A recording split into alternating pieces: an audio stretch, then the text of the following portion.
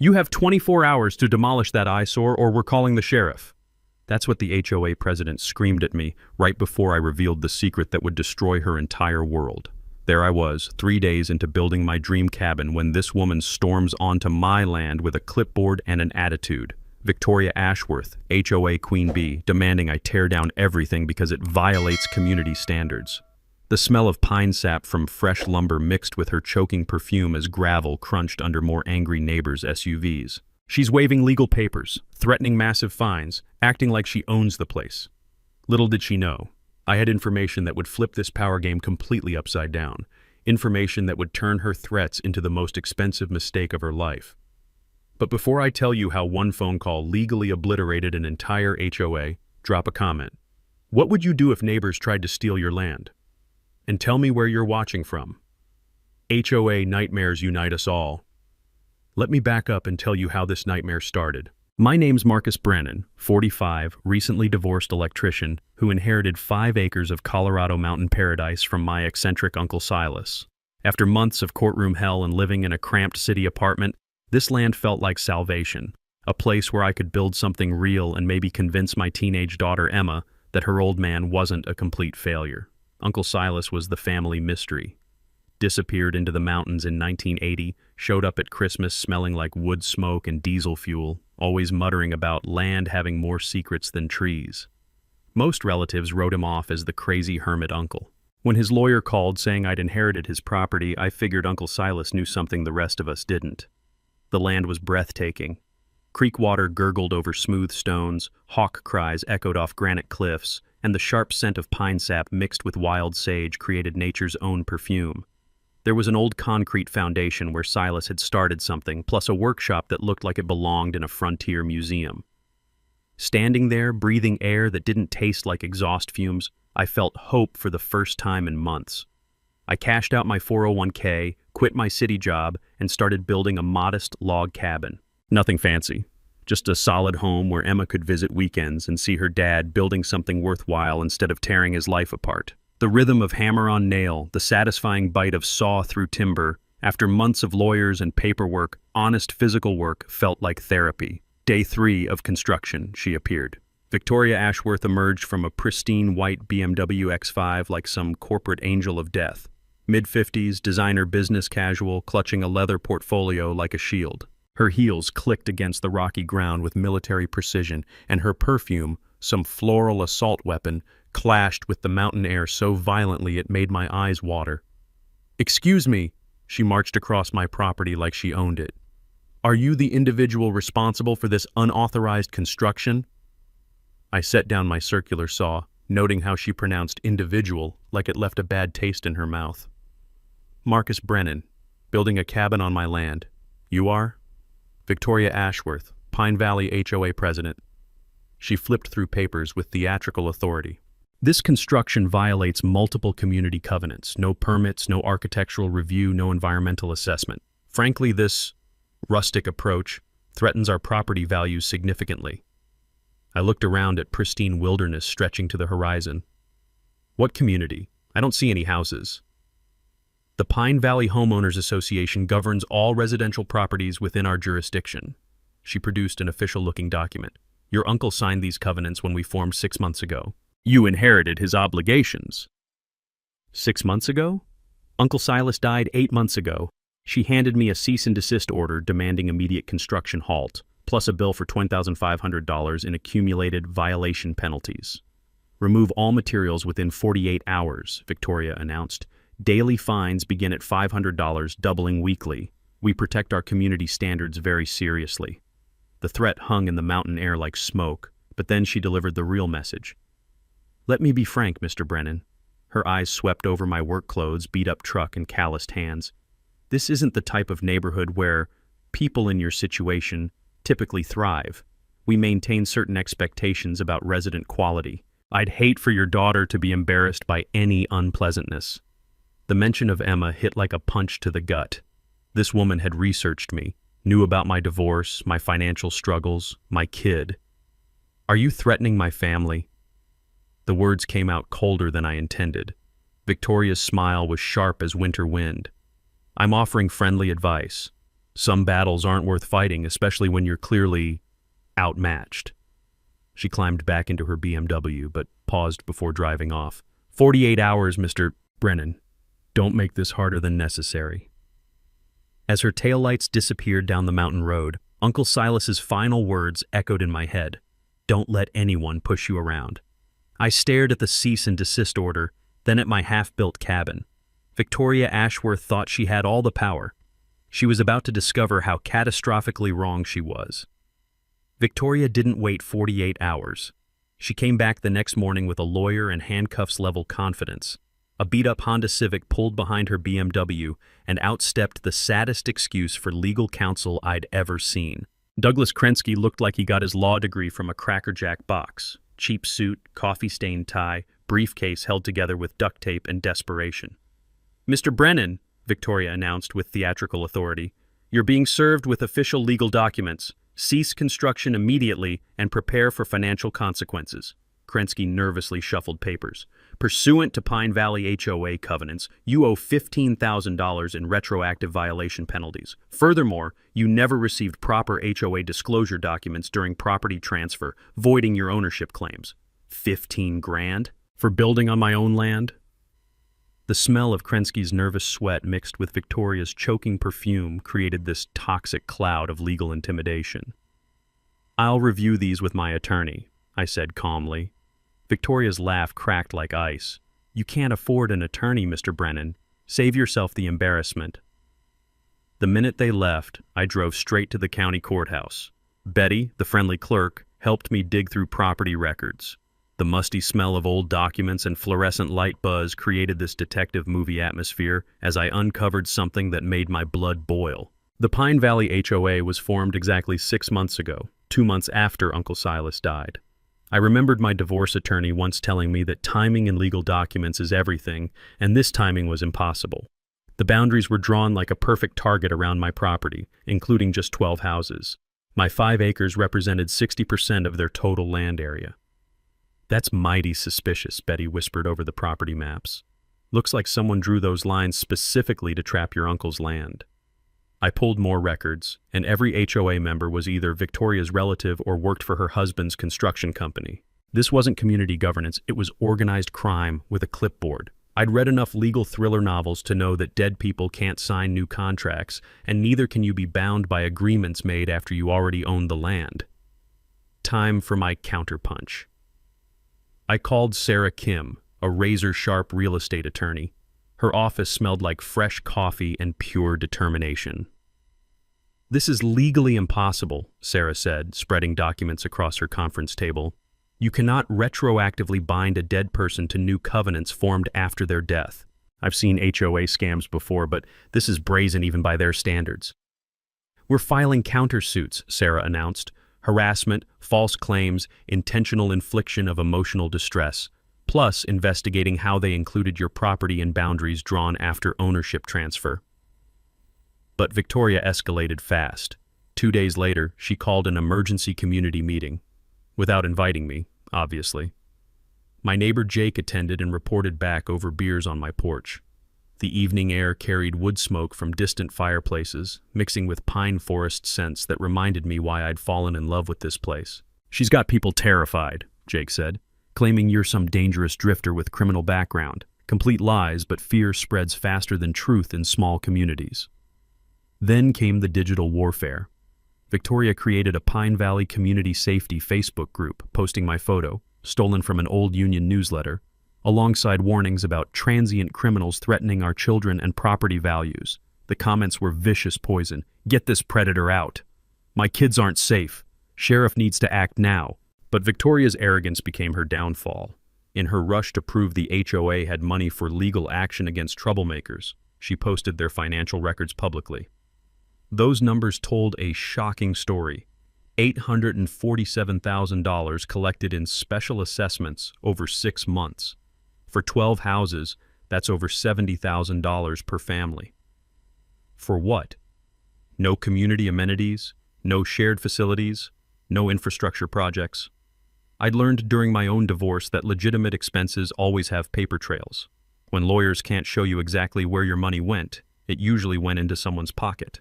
Sarah nearly choked on her coffee when I showed her the Facebook evidence. She just publicly admitted to massive financial fraud. Victoria handed us a federal case on a silver platter. The next morning brought Victoria's nuclear option. A county inspector's truck pulled into my driveway. The inspector, clearly uncomfortable, handed me a citation for multiple building violations that would shut down construction completely. "Sorry, buddy," he muttered, avoiding eye contact. "Orders from the top. Someone's got serious pull at the county office."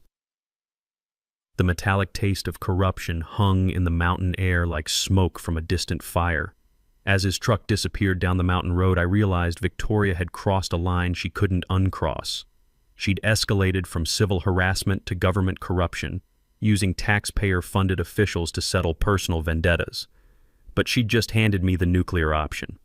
Federal agencies don't just investigate financial fraud. They investigate public officials who take bribes to harass private citizens. Victoria thought she was playing chess while I was playing checkers. She had no idea I was about to flip the entire board.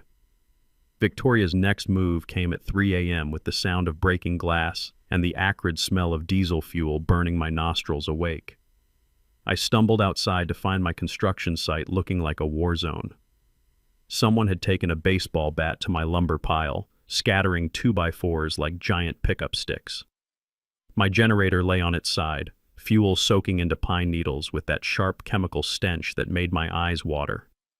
Roofing nails glittered across my access road like deadly confetti, strategically placed to shred any tire that dared cross them. The message was crystal clear. Victoria was done playing legal games. By sunrise, I'd discovered my truck sitting on 4 flat tires and an anonymous EPA complaint in my email claiming I was destroying sensitive wetlands. The wetlands in question? A tiny seasonal creek that had been babbling through my property since before Victoria was born. But the psychological warfare was just beginning. Around noon, cars started appearing across my driveway entrance. Not completely blocking access, that would be obviously illegal, just positioned so I'd have to perform automotive gymnastics to reach my own land. When I approached those drivers, they claimed to be concerned citizens exercising their constitutional right to park on public roads. The taste of manufactured innocence was more bitter than the diesel still lingering in the air. Then came the fake safety signs. Official-looking, hazardous construction zone, authorized personnel only warnings sprouted along the mountain road like poisonous mushrooms. They looked legitimate enough to fool my contractor, Pete, who called in a panic. "Marcus, I got 3 customers asking if I'm licensed for hazardous waste cleanup," Pete said, his voice tight with worry. "Word's spreading that your site is contaminated. I can't afford to lose other contracts over this." Victoria had weaponized my community connections against me. I remembered reading somewhere that the best con artists always turn your own resources into weapons. And she was proving that theory perfectly. But sabotage meant desperation, and desperate people make traceable mistakes. Sarah and I spent the next day following paper trails at the courthouse. The musty smell of old documents mixed with Betty the clerk's coffee created this detective movie atmosphere as we uncovered Victoria's real game. Mountain Vista Resorts had approached the county 6 months ago with plans for a $50 million luxury resort. The proposed location needed my 5 acres as the scenic centerpiece. Spa views, golf course elevation, helicopter landing pad proximity. According to the development agreement, they couldn't break ground without acquiring all residential properties within the designated tourism corridor. My land wasn't just in Victoria's way. It was the golden key to her treasure chest. "Look at this consultation fee," Betty whispered, pointing to a line buried in county planning documents. Mountain Vista paid someone $400,000 for community relations consulting. Sarah's coffee cup froze halfway to her lips. "That's not consulting.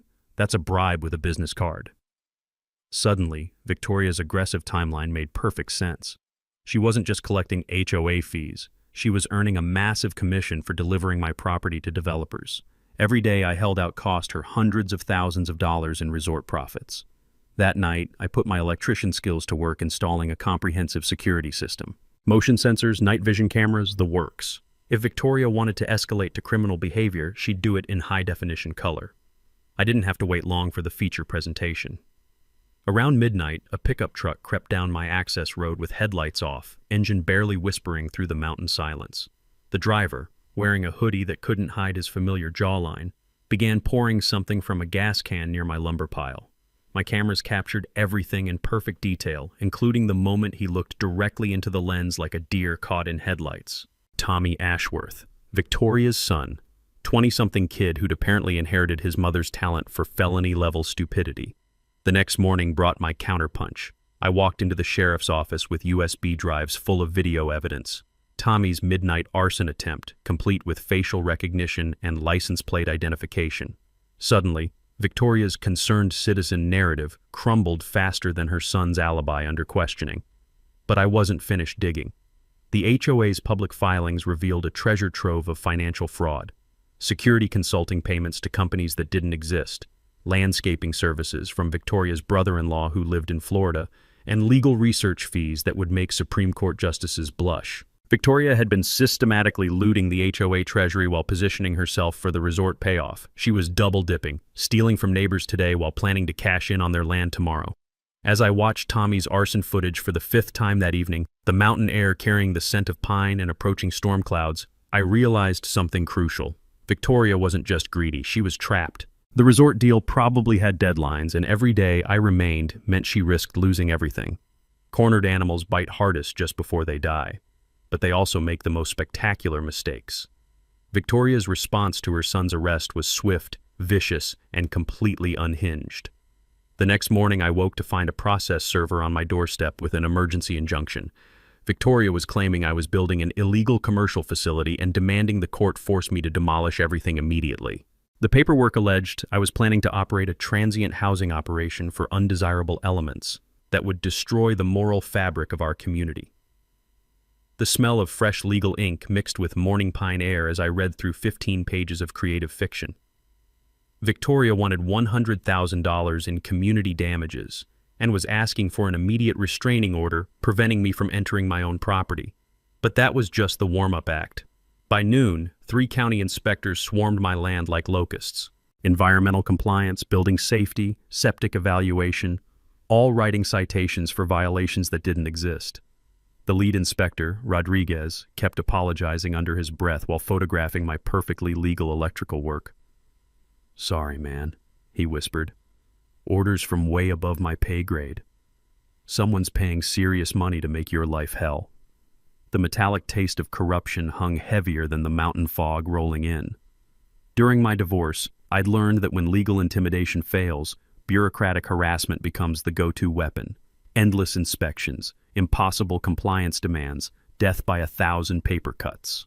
But Victoria saved her cruelest blow for last. That afternoon, my ex-wife Linda called, her voice shaking with fury. "Marcus, what the hell is going on? Emma's friends are showing her Facebook posts calling you a sex offender. She's locked in her room crying, asking if her daddy is really a monster." My blood went Arctic cold. "What posts?" "Some community safety group with your photo and warnings about registered predators targeting children. Complete lies, but Emma's classmates are treating her like she's contaminated."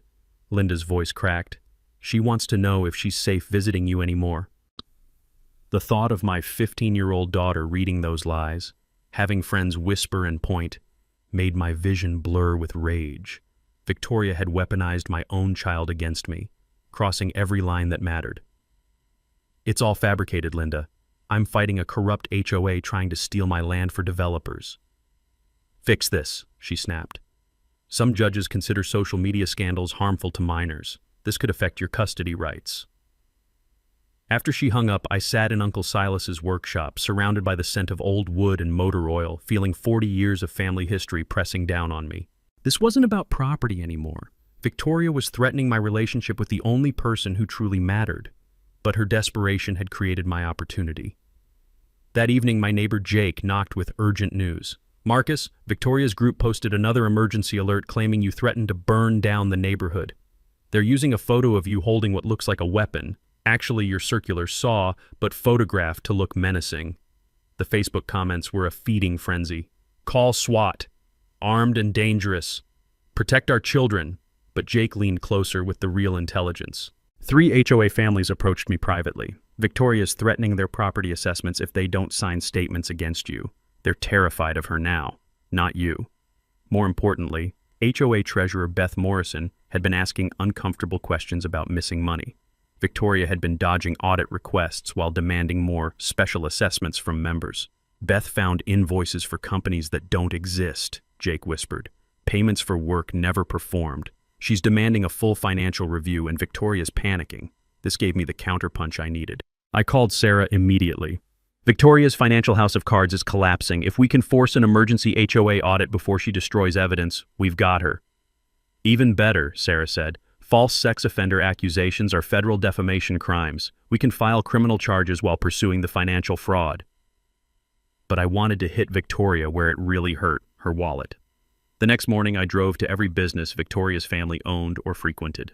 Armed with screenshots of her false posts about me being a dangerous predator, I had very calm, factual conversations with managers about their liability for supporting defamatory campaigns against local citizens. Small mountain communities live on reputation. When the auto shop, grocery store, and hardware store all suddenly became too busy to serve the Ashworth family, word spread faster than wildfire. By afternoon, Victoria's own mother called her demanding an explanation for why the family was being shunned by local businesses. That evening, as storm clouds gathered over the mountains and rain began pattering against my cabin windows, I felt the tide finally turning. Victoria had overplayed her hand, attacking too many fronts simultaneously while her financial crimes were being exposed. But I also knew desperate criminals don't surrender quietly. They detonate everything around them. The smell of approaching rain mixed with pine sap reminded me of Uncle Silas's final words about the land having secrets. Tomorrow, I would discover exactly what he meant, and Victoria Ashworth would learn that some secrets have the power to destroy entire kingdoms. The next morning, I was prying up floorboards in Uncle Silas's workshop when my crowbar hit something that definitely wasn't wood. The metallic clang echoed through the dusty space like a bell announcing destiny.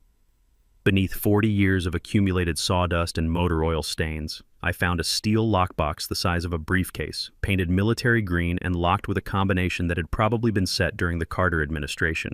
The musty smell of old documents hit me like a wave when I finally cracked it open using Uncle Silas's birthday. The old romantic had used the day he bought this land. Inside were manila folders thick as phone books, corporate seals that felt substantial as gold coins, and enough legal paperwork to choke a courtroom. But it was the incorporation certificate on top that made my hands shake. Brennan Holdings LLC incorporated March 15, 1998. Sole proprietor, Silas J. Brennan. My uncle hadn't just owned 5 acres of mountain paradise. He'd secretly formed a holding company 27 years ago and used it to quietly acquire something that would change everything. The next document explained how he'd pulled off the financial coup of the century. In 2010, the original developer who built the Pine Valley subdivision went bankrupt during the housing crash. While everyone else was running away from real estate, Uncle Silas stepped in like a ghost and bought up all the defaulted mortgage debt for pennies on the dollar. Not the houses, the actual land underneath them. Every single property in what would become Victoria's HOA kingdom was built on land that Uncle Silas owned through his holding company. The homeowners had been paying their mortgages faithfully for over a decade, thinking they owned their land. But legally, they were tenants, and the property management company that collected their monthly payments, it forwarded everything to Brennan Holdings LLC, which explained how a mountain hermit could afford his comfortable lifestyle. I was holding the deed to an entire neighborhood, 47 houses, 12 of which had formed Victoria's precious HOA, all of them sitting on land that belonged to me now. The taste of Uncle Silas's pipe tobacco still lingered in the workshop air, mixed with the weight of documents that felt like they could crush mountains. I understood now why he'd kept this secret buried. Owning people's homes without them knowing is the kind of revelation that destroys families and fractures communities. But it also meant something else, something that made my pulse hammer against my temples. Victoria Ashworth, HOA president and queen of harassment, had been collecting fees and threatening fines on land she didn't own. Her own house, the command center for her campaign of intimidation, was sitting on property where she was 3 months behind on rent. I could legally evict her with 30 days' notice. The bank records in the lockbox showed everything: monthly rent payments flowing into Brennan Holdings accounts, property tax receipts, maintenance expenses for roads and utilities that the homeowners thought they were paying for through their HOA fees. Uncle Silas had been the invisible landlord for an entire community, collecting rent through a management company while letting people believe they owned their land. The incorporation papers were genuine, stamped with official state seals, and notarized by attorneys whose signatures could be verified. The property deeds matched perfectly with county records. The bank accounts were real, and the money trail was clear as mountain stream water. I sat in Uncle Silas's workshop chair, surrounded by the scent of old leather and forgotten secrets, holding papers that gave me more power over Victoria Ashworth than she'd ever dreamed possible. I could evict every HOA member who'd participated in harassing me. I could sell the entire development to Mountain Vista Resorts and become a millionaire overnight. I could destroy lives the same way Victoria had tried to destroy mine. But Uncle Silas's final words echoed in the dusty air. Don't let anyone push you around. He hadn't said push back harder. He'd said, don't let them push you around. There was a difference.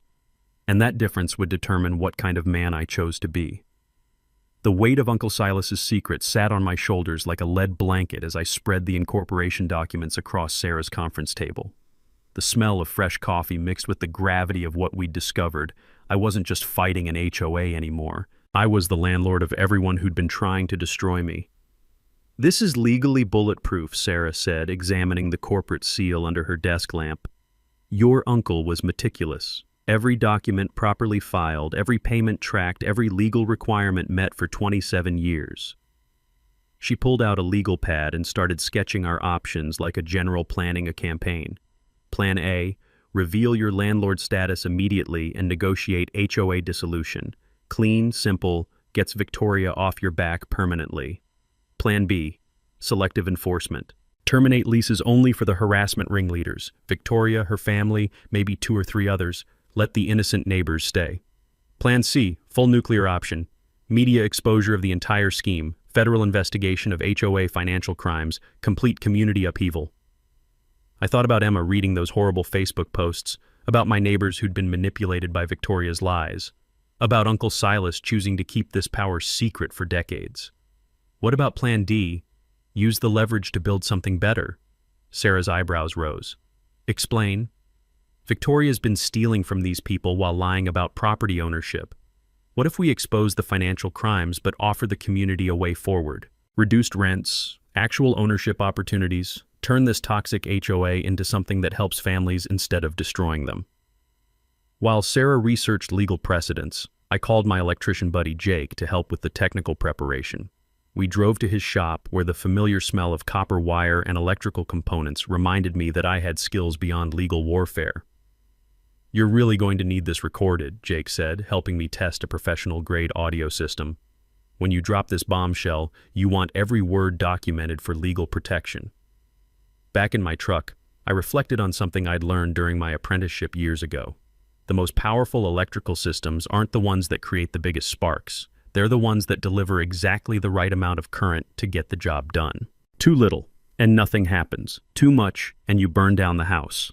This situation required precisely calibrated power. That afternoon, I brought in Beth Morrison, the HOA treasurer who'd been asking uncomfortable questions about the finances. We met at a neutral location, the local diner, where the scent of apple pie and honest conversation felt like a sanctuary after weeks of legal warfare. I've been suspicious about our books for months, Beth confided over coffee that tasted like liquid courage. Victoria's been dodging audit requests while collecting unprecedented fees. We've paid $847,000 in special assessments this year alone, but I can't find records of where that money went. I slid photocopies of Victoria's fraudulent invoices across the table. Companies that don't exist, services never performed, consulting fees that would make Congress blush. Beth's hands shook as she reviewed the evidence. She's been stealing from us while threatening our homes. But Marcus, even if we expose her, how do we protect families who've invested their life savings in these properties? That's when I knew Plan D was the right choice. Over the next 2 days, Sarah and I crafted a presentation that would serve multiple purposes. We'd expose Victoria's crimes while offering the community a path forward that honored both justice and compassion. The legal documents were prepared in triplicate, stored in multiple secure locations, with copies sent to federal investigators who specialize in HOA fraud cases. I also reached out to Emma for the first time since Linda's angry phone call. My daughter's voice was small and hurt when she answered, but I could hear hope creeping in as I explained the truth about Victoria's lies. So you're not really in trouble, Dad? The stuff online about you being dangerous? It's all fake? Completely fabricated, sweetheart. and soon everyone will know the truth. But Emma, I need you to understand something important. When people try to hurt you with lies, the best response isn't more lies. It's the truth, delivered at exactly the right moment. The community meeting was scheduled for Friday night at the Pine Valley Community Center. Victoria had called it as an emergency session to address the dangerous individual threatening our neighborhood. She had no idea she was about to provide the perfect stage for her own downfall. As I sat in my completed cabin that evening, listening to the creek babble through the pine trees and watching stars appear in the clear mountain sky, I felt Uncle Silas's presence in the night air. He'd kept this secret for decades, waiting for the right person and the right moment to use it wisely. That moment had arrived. And unlike Victoria's campaign of destruction, this revelation would build something better from the ashes of her greed. Tomorrow night, truth would have its day in court. Victoria's desperation reached new heights when she tried to have me committed to a mental health facility. The paperwork arrived Tuesday morning via emergency court filing, a petition claiming I was displaying signs of severe psychological instability and making credible threats against community members. Victoria had somehow convinced a judge that I was dangerous enough to require immediate psychiatric evaluation and possible involuntary commitment. The smell of fresh legal documents mixed with my morning coffee created a surreal breakfast atmosphere as I read through her latest work of fiction. According to Victoria's sworn statement, I had been obsessively surveilling neighbors, making threats about burning down houses, and exhibiting classic signs of paranoid delusion and violent ideation. She'd even included witness statements from 3 HOA members claiming I'd approached them at night, ranting about conspiracies and threatening to make everyone pay for what they'd done to me. Complete fabrication, but terrifyingly official-looking. By noon, things escalated beyond legal documents. A convoy of pickup trucks appeared at the end of my access road, Victoria's citizen patrol armed with hunting rifles and self-righteous fury. They weren't technically on my property, but their message was clear: step out of line and face frontier justice. The metallic taste of fear mixed with mountain air as I watched them through binoculars from my cabin porch. These weren't professional security guards. They were scared neighbors who'd been convinced I was a genuine threat to their families. Jake called with worse news. Marcus, Victoria's brother-in-law is the county sheriff. He's planning to serve that mental health warrant this afternoon with a full SWAT response. Claims you're armed and dangerous, requiring maximum force protocols. My blood went cold. During my electrician days, I'd wired the homes of guys who'd been swatted over neighbor disputes. Too many of those stories ended with body bags and accidental shootings during dynamic entries. But Victoria's overreach was also creating unexpected allies. That afternoon, Emma called crying. Not from embarrassment this time, but from fury. Dad, kids at school are showing me posts claiming you're a terrorist planning to shoot up the neighborhood. This is insane. How can she just lie like this? Because desperate people do desperate things, sweetheart. But sometimes their desperation becomes their downfall. Emma's voice grew steely. She had more of her old man's fight than I'd realized. What can I do to help? I'm not letting this crazy woman destroy our family with lies. While Victoria was busy painting me as a dangerous lunatic, she was also frantically trying to cover her financial tracks. Sarah's investigator friend discovered Victoria had been making substantial cash withdrawals from HOA accounts, $127,000 in the past 2 weeks alone. The money was supposedly for enhanced security consulting and emergency legal expenses. More telling, she'd been pressuring HOA members to sign loyalty pledges promising not to cooperate with outside investigators trying to destroy our community. 3 families had already approached Sarah quietly, terrified of Victoria but unwilling to publicly oppose her. But Victoria's nuclear option backfired spectacularly. The mental health petition required supporting documentation from medical professionals. Victoria had submitted a psychological evaluation from Dr. Richard Pemberton, claiming he'd observed me displaying textbook symptoms of antisocial personality disorder with violent tendencies. Problem was, Dr. Pemberton had been dead for 6 months. Sarah's paralegal discovered the death certificate while verifying the evaluation's authenticity. Victoria had literally forged a psychological assessment using a deceased psychiatrist's stolen letterhead and signature stamp. That single desperate lie had just upgraded her legal troubles from civil fraud to federal document forgery, a felony carrying up to 10 years in prison. She's completely unraveling, Sarah said, reviewing the fraudulent evaluation. This level of criminal behavior suggests someone facing massive financial exposure. The resort deal must have deadlines she can't extend. But Victoria wasn't finished destroying herself. Thursday evening brought her final, most spectacular mistake. Frustrated by the delayed SWAT response, turns out judges get cranky about obviously forged medical documents, Victoria decided to take matters into her own hands. Security cameras caught her sneaking onto my property around midnight, carrying what appeared to be accelerant and matches. Her plan was apparently to set a small fire near my lumber pile, then call 911 claiming I was burning evidence of my criminal activities. The irony was perfect. Victoria Ashworth, who'd been calling me an arsonist for weeks, was literally attempting arson to frame me for arson. But my upgraded security system included motion-activated floodlights that turned midnight into noon the second she crossed my property line. Victoria found herself standing in my driveway holding a gas can and road flares, illuminated like an actress on Broadway, with 3 different camera angles recording her every move. Her scream of surprise and rage echoed across the mountain valley loud enough to wake bears in neighboring counties. As I watched her scramble back to her BMW, I realized Victoria had just handed me the ultimate trump card. Video evidence of her attempting to commit the exact crime she'd been accusing me of planning. Tomorrow's community meeting was going to be even more interesting than I'd anticipated. Victoria's final desperate gambit came with sirens, flashing lights, and the kind of media circus that destroys lives permanently. Friday morning, I woke to the sound of helicopter rotors and the acrid smell of exhaust fumes from a dozen emergency vehicles parked across my access road.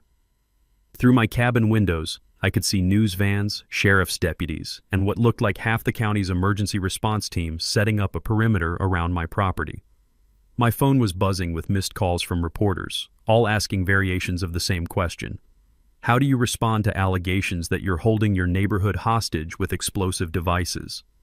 Explosive devices? I stepped onto my porch holding a cup of coffee and immediately had 6 rifle scopes trained on my chest. "Marcus Brennan," Sheriff Davidson's voice boomed through a megaphone. "You are surrounded. Come out with your hands visible." The taste of surreal terror mixed with mountain air as I realized Victoria had played her nuclear card. She'd convinced law enforcement that I was some kind of domestic terrorist preparing for a violent standoff. Jake's voice crackled through my phone. "Marcus, don't move."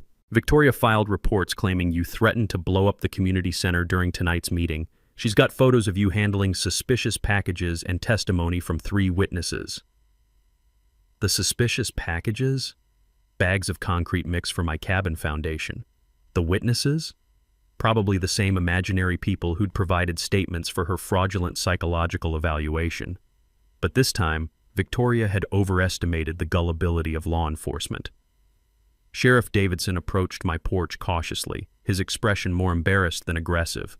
"Marcus, I know this is probably bullshit, but we got federal authorities breathing down our necks about credible terrorist threats. I need you to let us search the property so we can clear this mess up." "Search away, Sheriff, but you might want to check out the security footage from last night first." I handed him the USB drive containing Victoria's midnight arson attempt.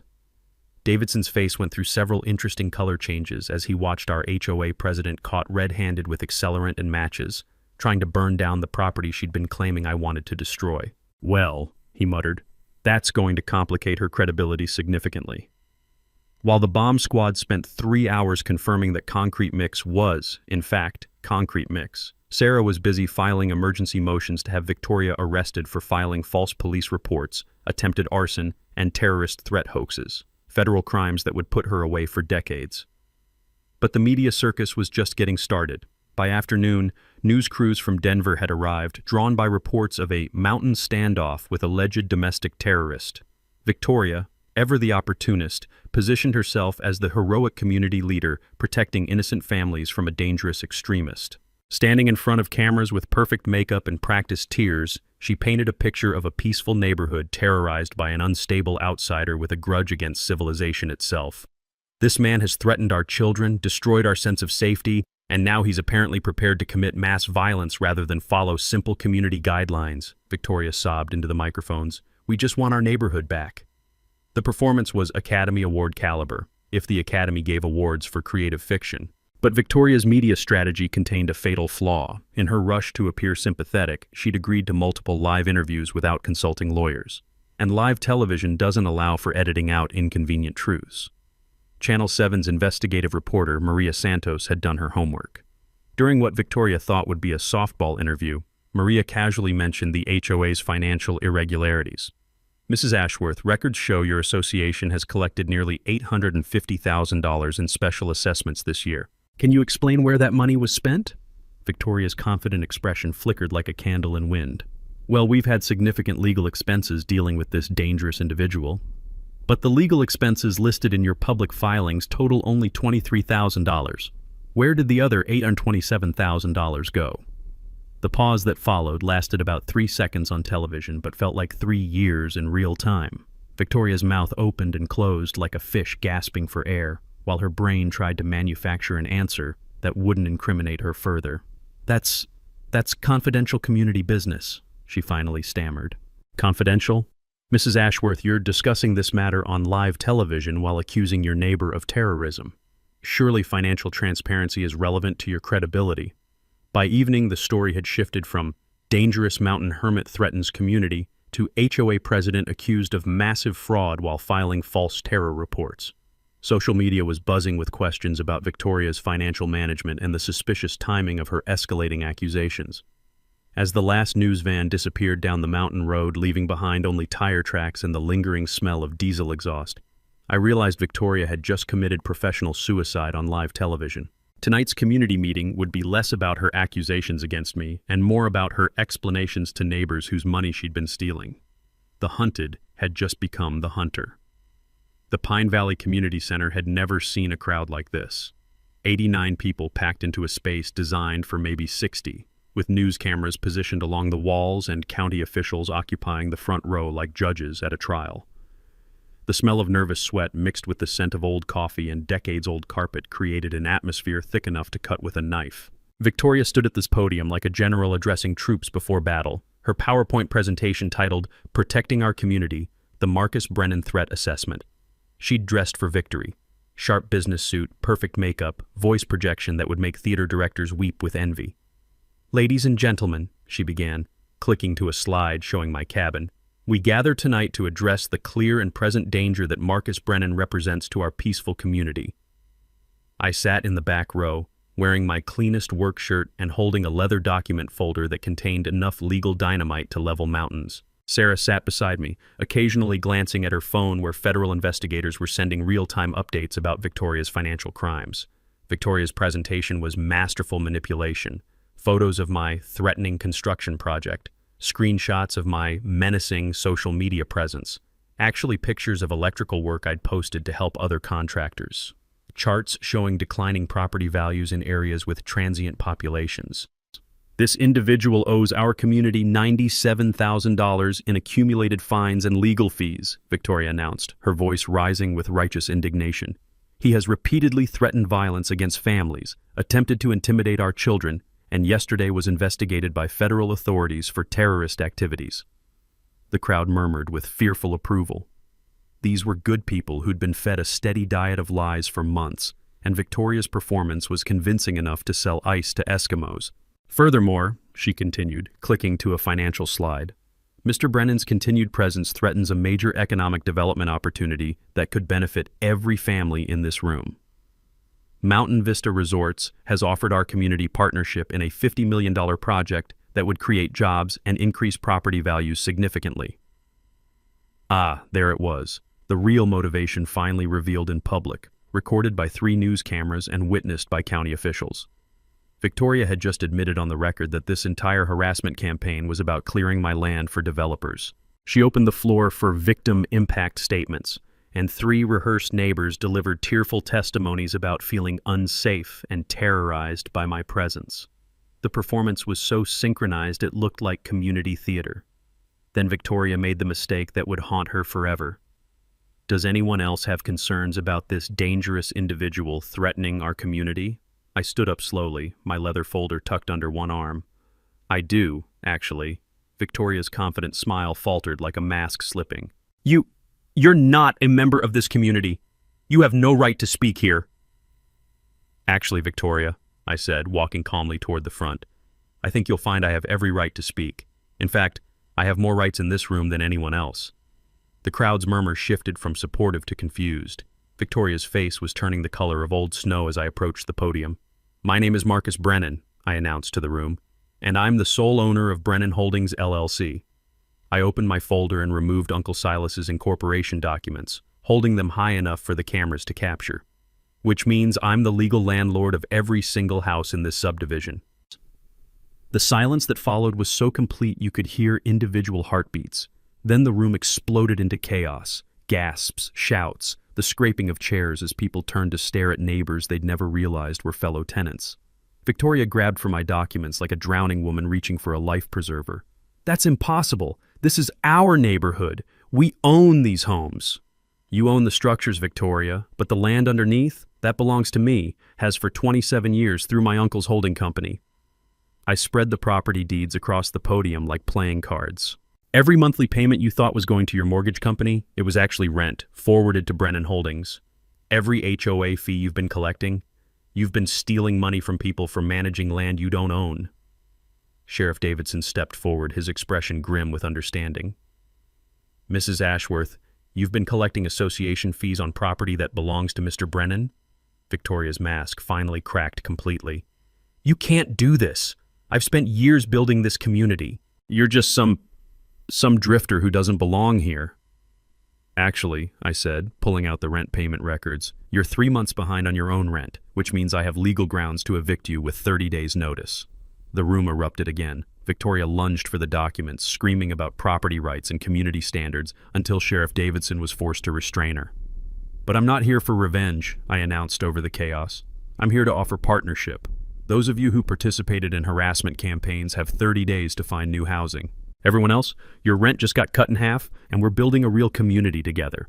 As federal agents entered the room to arrest Victoria for wire fraud, her final scream echoed through the mountains. "You can't do this to me. I am this community." But communities aren't built on theft and lies. They're built on truth.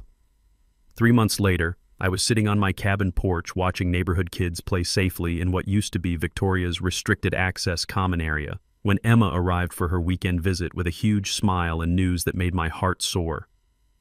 "Dad, I got into Colorado State with a full scholarship," she announced, wrapping me in a bear hug that smelled like her mother's shampoo and teenage hope. "And you know what convinced the admissions committee?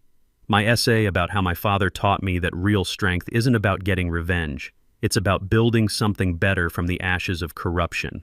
Victoria Ashworth was serving 18 months in federal prison plus paying $150,000 in restitution to the families she'd defrauded. 6 of her harassment enablers had quietly moved away, their leases terminated, and their crimes documented for posterity. The remaining 41 neighbors had embraced our community transformation with enthusiasm that surprised everyone, especially me. The smell of barbecue smoke drifted from Jake's backyard, where half the neighborhood was gathered for our monthly potluck dinner. These same people who'd once viewed me as a dangerous outsider now brought me casseroles, borrowed my tools, and asked my advice on everything from electrical problems to teenager management. "It's incredible how quickly fear dissolves when the person spreading it disappears," Sarah observed, joining Emma and me on the porch with a beer and the satisfied smile of someone who'd helped David slay Goliath. Our professional relationship had bloomed into something deeper, built on mutual respect and shared victory over institutional corruption. The community transformation exceeded my wildest dreams. With rent reduced to half their previous mortgage payments, families suddenly had money for home improvements, their children's education, and actual emergency savings. Mrs. Peterson had started a thriving community garden where Victoria's Aesthetic Compliance Committee used to issue citations for unapproved flower colors. The kids who'd once been taught to fear me now knocked on my door asking for help with science projects, drawn by stories of the electrician who'd outsmarted the adults with nothing but patience and legal documents. But the most meaningful change was the Silas Brennan Community Justice Fund, established with money recovered from Victoria's fraudulent schemes. The fund now provided free legal aid for families fighting corrupt homeowner associations across 3 states, and had already helped expose similar financial crimes in 17 communities. "We got another call yesterday," Sarah reported, checking her phone. "Family in Oregon facing the exact same playbook. City council trying to condemn their family farm for an Amazon warehouse, using the same bogus community benefit arguments Victoria used for her resort deal." Emma looked up from her scholarship letter, eyes blazing with inherited determination. "Are we going to help them, Dad?" "We're going to try, sweetheart. Uncle Silas taught me that real power builds communities instead of tearing them down. The financial resolution had been surprisingly healing. Rather than maximizing profits, I'd offered longtime residents the opportunity to purchase their land at cost, with zero-interest financing through the Justice Fund. Most chose to stay and become genuine homeowners for the first time in decades. The development rights Victoria had promised to Mountain Vista Resorts, I donated them to the Colorado Conservation Trust, ensuring the surrounding wilderness would remain wild for Emma's children and their grandchildren to explore. Property values had actually increased despite, or perhaps because of, the cooperation that replaced Victoria's authoritarian control. Turns out people pay premium prices to live where neighbors help instead of harass each other. As purple twilight settled over the mountain peaks, I reflected on Uncle Silas's profound wisdom. He'd kept the secret of land ownership for decades, waiting for the right person and moment to use that power constructively. Some secrets are too dangerous for weak hands but become instruments of justice in strong ones. Emma was reading college brochures by porchlight when Sarah handed me a thick envelope postmarked from Portland. That Oregon family I mentioned? They've heard about our victory and want to know if the guy who destroyed an entire corrupt HOA can help them save their century-old farm from corporate greed. I opened the envelope, breathing in the scent of hope and new challenges. Another David versus Goliath story, another chance to prove that ordinary people with extraordinary determination can still triumph against corrupt systems. Ready for your old man to take on City Hall next, Emma? Her grin was pure mischief mixed with fierce pride. Let's do it, Dad. But this time I want to help with the legal research. As we planned our next battle for justice, children's laughter echoed across the valley where Victoria's angry threats used to ring. Sometimes the sweetest victory is building something so beautiful it erases the memory of ugliness. Drop a comment sharing your own HOA nightmare story. You're not alone in these battles, and your experience might help other families fighting similar corruption. If this story helped you understand your rights against predatory community associations, smash that subscribe button and hit the bell for HOA Stories, where we expose the truth about power-hungry neighbors and the legal weapons ordinary people can use to fight back.